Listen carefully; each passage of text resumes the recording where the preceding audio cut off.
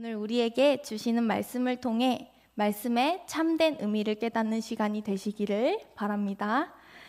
예수님을 만난 사람들 시리즈가 이어지고 있는 가운데 예수님께서는 지난주 사마리아 여인을 만나셨고 오늘은 바로 38년 된 병자에게 찾아가십니다. 오늘 본문의 배경이 되는 베데스다 못은 주전 8세기 구약 시대부터 존재했습니다. 이는 유다 왕 우시야와 요담, 아하스, 히스기야 시대와 맞물리며 아모스의 아들 이사야가 계시를 받아서 이사야서를 기록하던 시기입니다. 많은 사람들이 베데스다 못을 물과 증기가 간헐적으로 분출되는 온천으로 알고 있지만 실제로는 그러한 온천샘이 아니라 빗물을 모으기 위한 저수조입니다. 주전 200년경 기존의 못 아래로 다른 못이 조성되면서 현재 우리가 사진이나 영상이나 이런 것들을 통해서 볼 수 있는 것처럼 남북으로 두 개의 못이 형성되어 있습니다. 하나는 바위를 파서 만들었고 다른 것은 큰 화강석 블록으로 만들어져 있습니다. 이 두 저수조 사이에는 분리벽이 있어서 물이 북쪽에서 남쪽 저수조로 이렇게 흐르도록 되어 있습니다. 북쪽 저수조에 일정한 양이 차면 수문을 열어서 남쪽 저수조로 흘려보내는데 그때 물이 움직이는 것을 보고 환자들은 여기 물이 움직이는구나. 천사가 나타나서 나를 고쳐주는구나 이렇게 여겼습니다.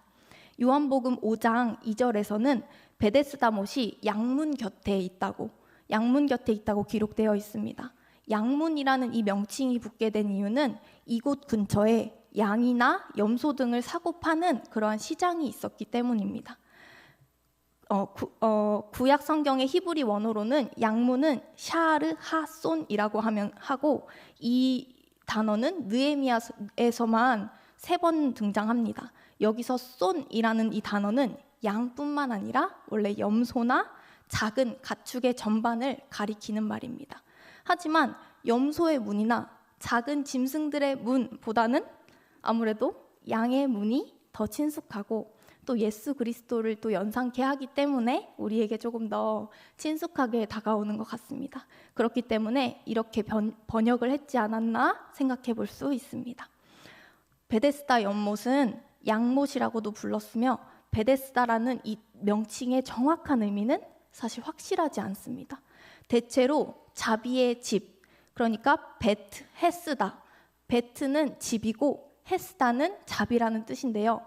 그래서 합쳐서 베트 헤스다, 자비의 집으로 대체로 해석하고 있습니다. 흥미롭게도 자비를 뜻하는 히브리어 단어 우리 한 번이라도 들어보셨을 텐데 헤세드 들어보셨습니까? 들어보셨죠? 그렇죠? 헤세드. 우리 히브리어 헤세드가 바로 자비라는 뜻인데 이 하스다랑 발음이 비슷합니다. 이렇게 자비를 뜻하는 이 헤세드와 발음이 유사한 이러한 자비의 집, 또 다른 사본에는 벳자다, 감람류의 집, 또 다른 곳에서는 벳사이다, 어부의 집으로 기록하기도 합니다. 하지만 많은 병자들이 치유를 바라면서 간절한 마음으로 이렇게 모였던 곳이라는 점에서 자비의 집이라는 의미가 가장 옳지 않을까, 가장 적절하지 않을까 생각해 봅니다. 베데스다 못의 규모는 길이는 150m, 폭이 60m, 깊이는 7m에서 물이 많으면 12m까지 채워지게 되는 크기인데요. 말로 이렇게 듣는 것보다 직접 보는 게 더 도움이 되지 않을까요? 우리 한번 영상으로 한번 보겠습니다.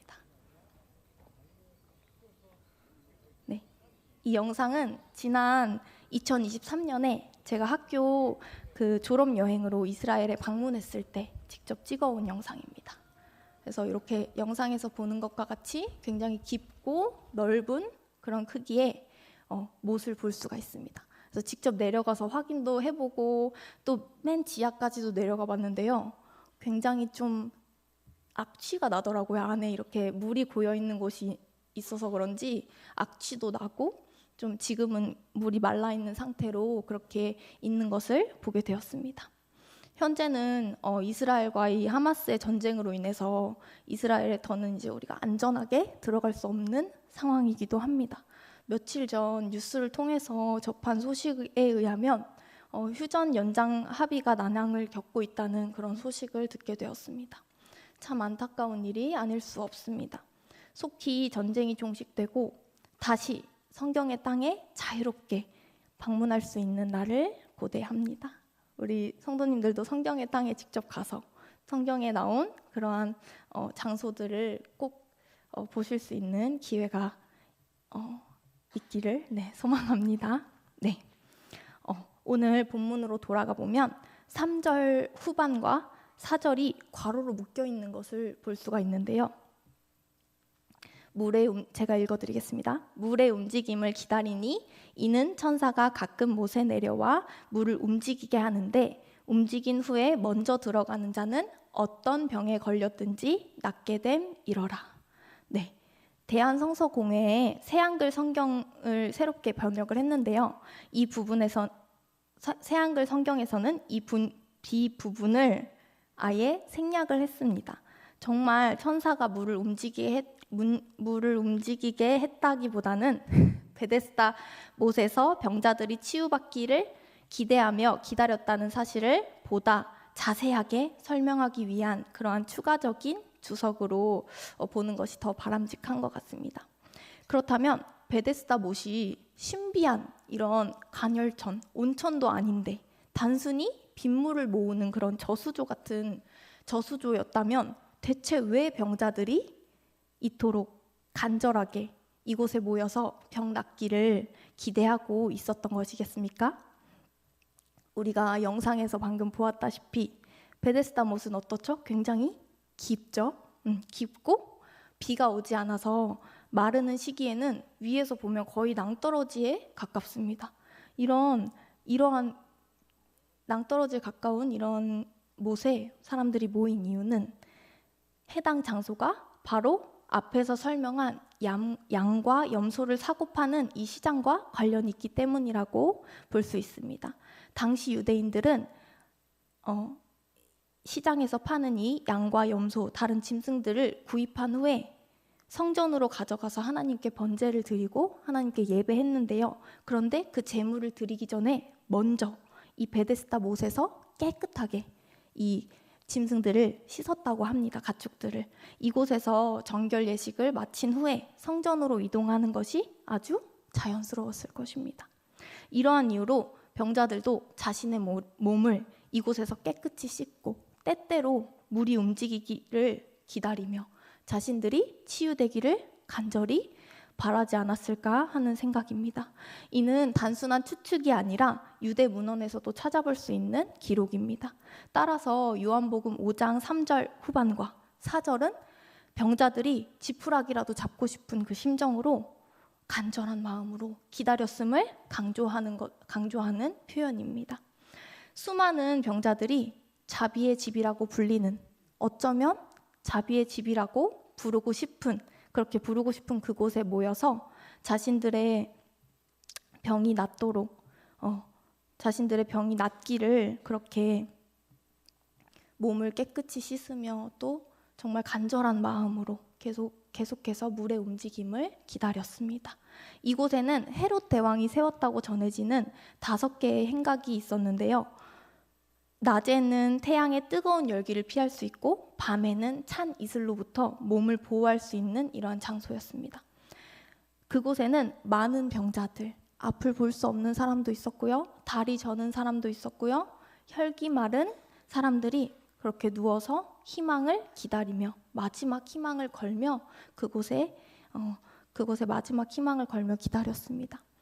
병에 걸린 이 사람들은 병에서 낫기 위해 여러 가지 갖은 노력을 했을 것입니다. 처음에는 여러 병을 고친다는 사람, 병에 아주 능통하다는 사람, 그런 사람들을 찾아갔을 것이고 또 가족들도 친구들도 이 병에 걸린 사람을 고치기 위해서 얼마나 많은 노력과 얼마나 많은 도움을 주었을지 모릅니다. 1년, 2년, 그렇게 많게는 10년씩 병이 낫지 않고 병을 치료할 방법조차 찾지 못해서, 그래서 정말 사람들이 거의 자포자기하는 그런 심정으로 이 베데스다 못으로 모두가 모였을 것입니다.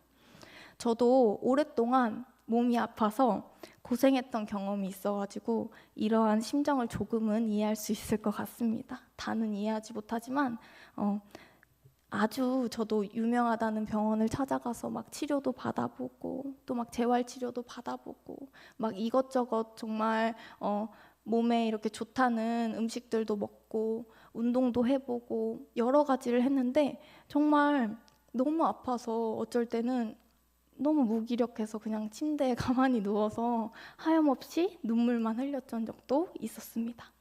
38년 동안 병을 알아온 이 사람도 처음에는 가족들의 도움을 받아서 이 연못에 올 수 있었을 것입니다. 그러나 시간이 점차 흐르면서 가족들과 주변 사람들로부터도 외면당하고 그를 돕는 사람이 아무도 없었습니다. 정말 여러분 생각해 보십시오. 38년이라는 세월 동안 정말 많은 병자들이 이렇게 오고 갔을 텐데 뭐 1년, 2년 만에 병이 낫는 사람들도 있었을 것이고 뭐 길게는 10년, 20년 이렇게 해서 병이 낫는 사람들도 있었을 텐데 이 사람은 무려 38년이나 병이 낫기를 기다렸지만 아무도 도와주는 이가 없었다, 이렇게 이야기를 합니다. 우리를 가장 안타깝게 하는 것은 병을 고치기 위해서 다른 사람들보다 먼저 조금이라도 더 빨리 아주 신속하게 연못에 들어가야 된다는 그러한 경쟁의식이 생겨났다는 사실입니다.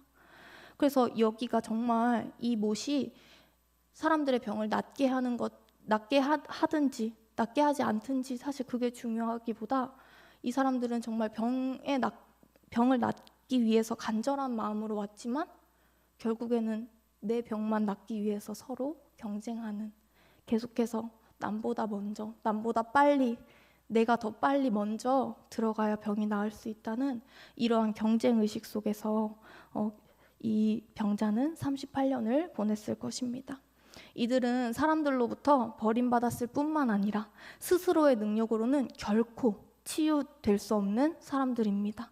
그런데 이렇게 잘못된 믿음은 둘째치고 서로 경쟁하면서 자신들의 병만, 내 병만 낫기를 바라는 이들의 모습은 어쩌면 이 시대를 살아가는 우리들의 모습과 너무나 닮아 있는 것 같습니다. 무엇보다 이 38년이라는 숫자는 정말 아주 오랜 시간을 나타내는 이 상징적인 숫자입니다. 이스라엘 백성들에게 38년은 어떤 의미가 있습니까? 그들은 애굽에서 종살이 하다가 하나님의 은혜로 어떻게 했죠? 출애굽했죠. 애굽에서 떠났는데 가나안 땅을 목전에 두고 눈앞에 지금 가나안 땅이 있는 거예요. 그런데 12 정탐꾼을 보내서 이 사건으로 인해서 여호수아와 갈렙을 제외한 출애굽 1세대들은 모두 다 광야에서 죽게 되었습니다. 아무도 눈앞에 가나안을 두고 가나안 땅에 들어갈 수가 없었습니다. 그 방황의 시간, 그 시간이 바로 38년이었습니다. 이처럼 38년은 고통과 고난을 떠오르게 하는 그러한 상징적인 숫자가 되었습니다. 예수님께서 그가 누운 것을 보시고 벌써 병이 오래된 줄 아시고 이르시되 내가 낫고자 하느냐 하며 예수님은 그가 이미 오랫동안 병을 가지고 있었던 것을 아셨습니다. 오늘 본문에 다른 이들의 요청에 반응하며 행하셨던 앞선 이적들과는 달리 예수님께서는 직접 찾아와서 직접 그 기적을 일으킨 그 사건을 오늘 이 본문에서 다루고 있습니다. 아시고에 해당하는 헬라어 단어 그누스는 우리 영어 성경 NIV에서처럼 알게 되었다로 번역하기보다는 알고 있었다로 번역하는 것이 그런 편이 더 좋습니다. 예수님은 앞선 나다나엘과 또 우리가 지난주에 만나본 사마리아 여인과 같이 이 여인에서의 경우와 같이 38년 된 병자의 상태에 대해서 초자연적으로 알고 계셨습니다. 이미 알고 계셨어요. 예수님은 그 사람이 얼마나 오랫동안 깊은 고통 가운데 있었는지를 이미 아셨기 때문에 찾아와서 이렇게 물으십니다. 내가 낫고자 하느냐? 병자가 대답하되 주여, 물이 움직일 때에 나를 못에 넣어주는 사람이 없어 내가 가는 동안에 다른 사람이 먼저 내려가나이다. 그런데 예수님께서 물으시는 이 질문에 대답하는 그의 말 속에서도 어쩌면 경쟁의식이 묻어있음을 보게 됩니다. 누군가 조금만 나를 신경 써주면, 누군가 나를 조금만 도와주면 나의 모든 문제가 해결되어질 수 있는데 여지껏 아무도 나를 도와주는 사람이 없었고 나는 첫 번째로 들어가지 못했기 때문에 여지껏 낫지 못했다고. 그러나 그는 잘못된 믿음과 이 경쟁의식, 또 누군가 나를 도와줬으면 하는 이러한 마음, 이 원망 섞인 마음을 가지고도 무려 38년이라는 시간을 나을 수 있다는 희망을 버리지 않았습니다. 그렇기 때문에 예수님께서 내가 낫고자 하느냐? 이렇게 물으실 때에 내가 낫고자 한다고, 내가 이 희망을 버리지 않고 38년을 기다렸다고 이야기하는 것입니다. 그의 대답을 긍정적으로 좀 평가해보자면 그는 오랫동안 믿음과 소망을 가지고, 믿음이 다 같은 믿음은 아닙니다. 오랫동안 믿음과 소망을 가지고 못에 와서 기다렸던 그런 사람으로 보입니다.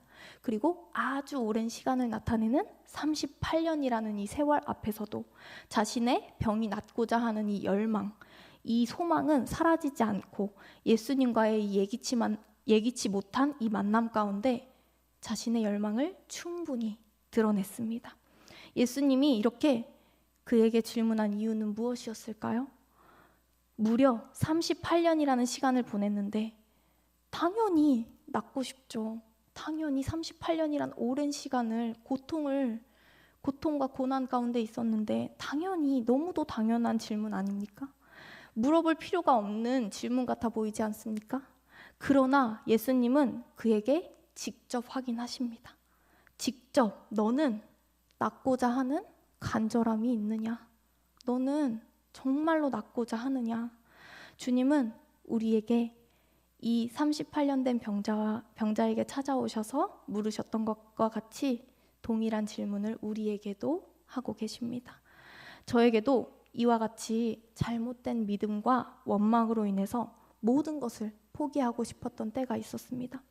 몸도 마음도 너무 망가져 버려서 20대 초반밖에 되지 않았는데 이제 대학교 생활 시작한 지 1, 2년밖에 되지 않은 저에게 몸도 마음도 이미 너무 망가져서 정말 38년 된 병자와 같이 그냥 누워서 낫기를 바라고 소망하는 그런 마음으로 저의 모든 삶을 포기하고 싶었던 때가 있었습니다.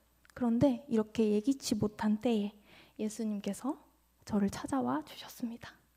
모태신앙으로 오랫동안 교회 안에 있었지만 하나님을 전혀 모르고 전혀 알지 못했고 그분의 말씀을 제대로 이해하지도 제대로 기도할 줄도 모르는 그러한 영혼이 저는 죽은 상태였습니다.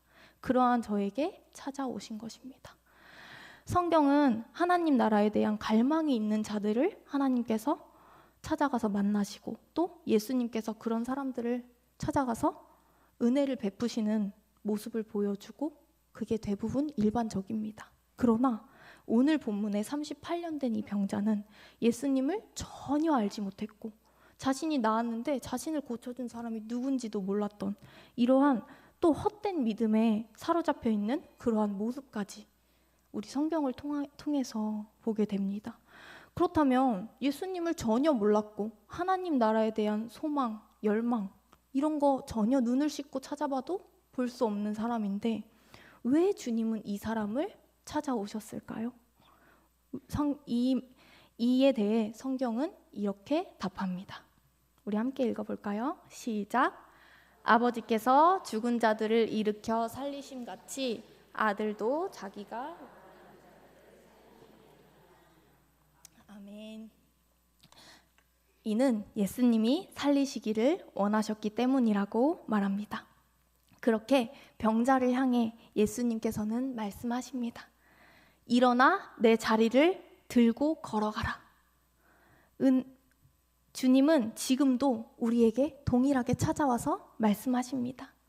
경쟁의식, 피해의식, 또 패배의식을 앉은 자리에서 모조리 다 털어버리고 일어나 걸어가라고. 일어나 주님이 보여주시는 길을 향해, 계획을 향해 걸어가라고 말씀하십니다. 저는 언제가 은혜의 때인지 알 수 없으니 은혜의 자리를 사수하라 라는 이 말을 들은 순간부터 지금까지 이 말이 정말 제 안에서 잊혀지지 않고 떠나지 않습니다. 그래서 이 말을 늘 마음에 새기고 기회 되는 대로, 기회 닿는 대로 은혜의 자리에 나아가고 은혜의 자리를 사수하고 있습니다.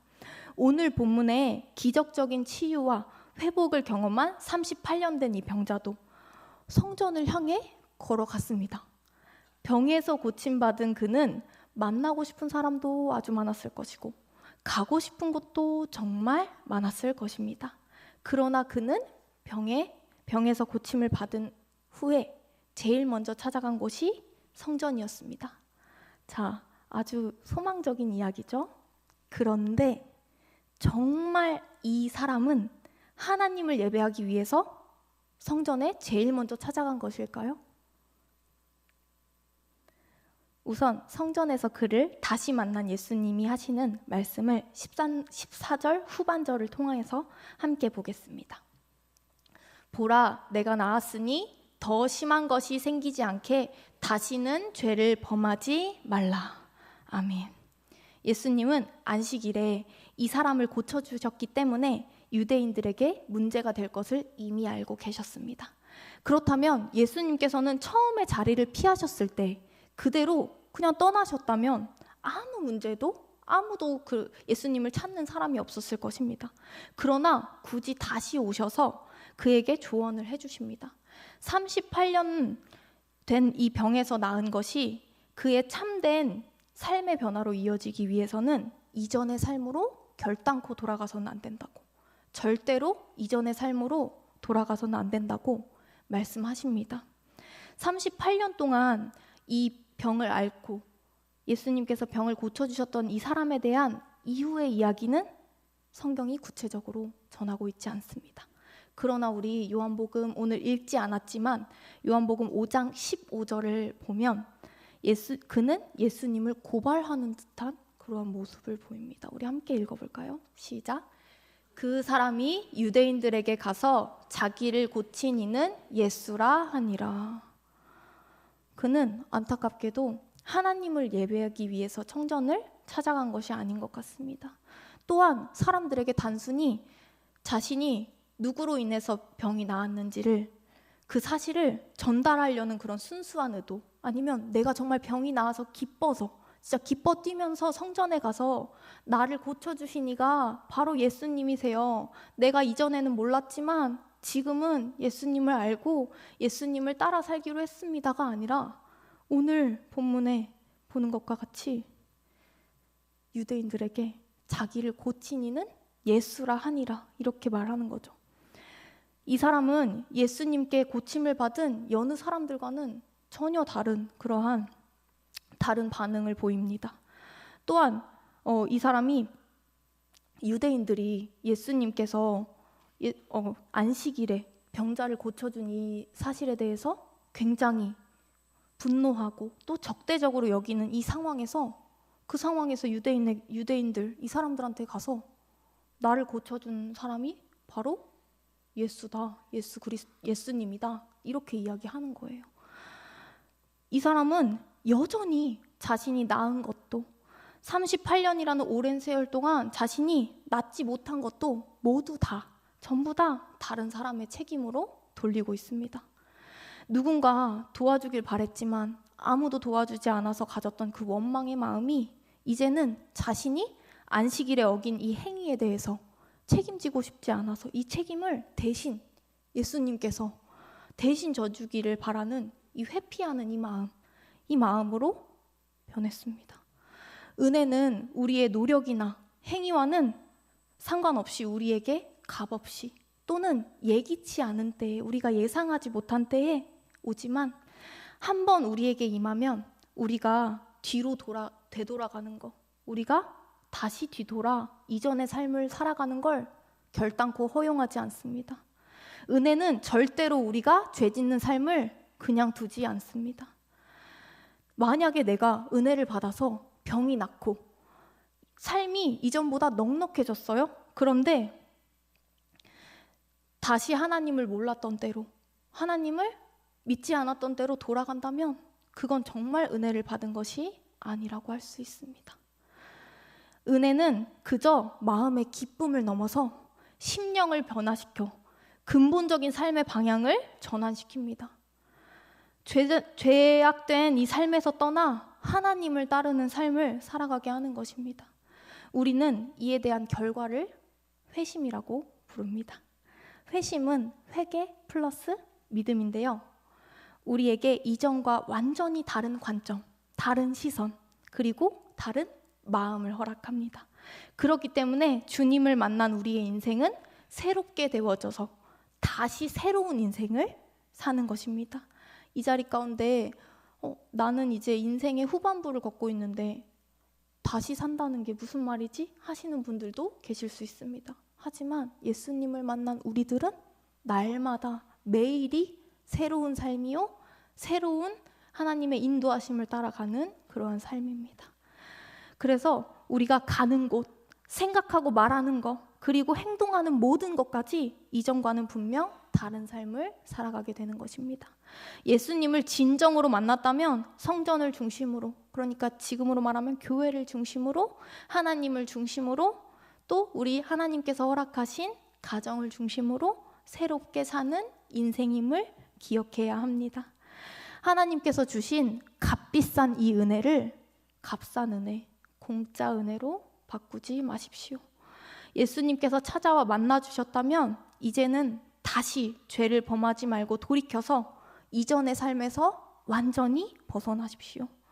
나는 너무 오랫동안 그렇게 살아왔는데 이제 와서 그게 무슨 말입니까? 하실 수 있겠지만 우리가 어제의 삶보다 오늘 주어진 삶이, 오늘의 삶보다 내일 주실 이 삶을 소망하면서 하나님께서 오늘 우리에게 무엇이라고 말씀하시는지, 나에게 조금 더 어떠한 믿음 가운데로, 믿음의 성장으로 우리를 이끄시는지를 계속해서 기억하고 생각하는 그러한 삶이 되어야 된다는 것입니다. 저는 오랜 시간 교회 안에 있었음에도 불구하고 하나님을 전혀 몰랐던 사람입니다. 그런 저의 삶에 예기치 못한 때에 찾아와 주신 하나님의 이 놀라운 은혜, 그로 말미암아 저는 저의 삶이 이전과는 다르게 완전히 새롭게 되었습니다. 이전에 저의 모습으로는 상상할 수도 없었던 그러한 일들을 하나님께서 이뤄가고 계십니다. 때문에 저는 부족하지만, 여전히 부족하지만 날마다 주님의 능력을 힘입어 지금처럼 이렇게 말씀을 전하는 자리에 이 일들을 하나님께서 감당하게 하시기 때문에, 저에게 허락하셨기 때문에 계속해서 감당해 나가고 있습니다. 이렇게 저는 많은 이들을 말씀의 바른 길로, 또 특별히 제가 저에게 맡겨주신 저의 양떼 유년부 아이들, 그리고 우리 선생님들, 함께 동역하는 모든 동역자들, 그렇게 말씀의 바른 길로 인도하기 위해서 부단히 노력하는 그러한 사역자가 되었습니다. 그리고 되어가고 있습니다. 예수님을 만난 저에게 제 안에 있던 무지와 죄를 깨닫게 하시고 지금도 여전히 부족함과 연약함을 날마다 직면하게 하십니다. 날마다 저의 연약함을 보게 하십니다. 그러나 저는 이전처럼 잘못된 믿음으로 죄를 짓는 일에 참여하기보다 하나님이 기뻐하시는 일에 참여하는 자가 되기 위해서 주님과 깊은 교제를 위해 힘쓰고 있습니다. 늘 부단히 노력하고 있습니다. 우리는 연약하기에 아예 죄를 짓지 않는 그러한 인생을 산다는 것, 그러한 삶을 살아간다는 것은 완전히 불가능에 가깝습니다. 그러나 우리가 하나님을 중심으로 말씀을 따라 새로운 삶을 살아갈 때 하나님께서 날마다 우리에게 은혜를 더하시고 말씀으로 바르게 인도한다는 사실을 꼭 기억하시는 성원의 모든 영가족들 되시기를 소망합니다. 예기치 못한 때에 주님이 찾아오셨다면 이제는 다시 죄를 범하지 말고 하나님이 기뻐하시는 주님과 깊은 사귐이 있는 그러한 삶을 살아가시기를 축복하고 기도합니다.